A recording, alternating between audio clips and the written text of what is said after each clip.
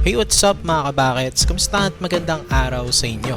Damian Lillard gusto daw bumalik sa Portland Trail Blazers.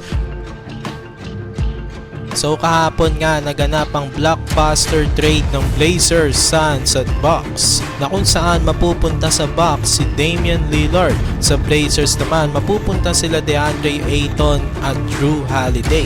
Habang sa Phoenix Suns naman mapupunta sila Jusuf Nurkic at Grayson Allen. Maraming ang nagsasabi na panalong Bucks sa trade na ito.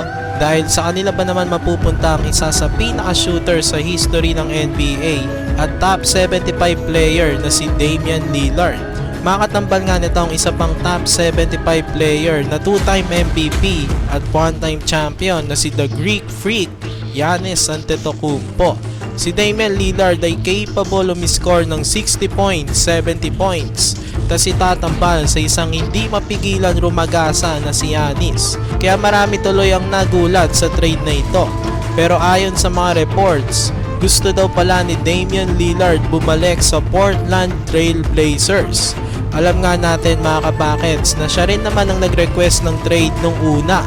Pero ang kanyang gustong team ay ang Miami Heat. Alam naman nga natin na hindi siya na-trade dito sa Heat. Dahil nga hindi siya na-trade dito sa Miami, inamin ni Dame na willing siyang bawiin ang kanyang trade request at bumalik na lang sa Portland.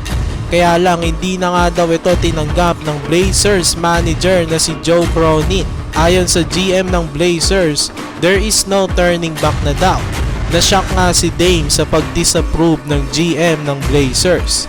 So focus na si Dame sa kanyang bagong team na Bucks na kung saan may makasama na nga siyang isang legit superstar. Makuha kaya ni Dame ang kanyang minimithing kampyonato sa Milwaukee? Ano sa tingin niya mga kabakets? Gaano kaya kalayo ang mararating ng Giannis at Dame duo this upcoming season? I-comment nyo lang dyan. So dito lang magtatapos ang ating video. Maraming salamat sa inyong panonood. Please like, share, and subscribe.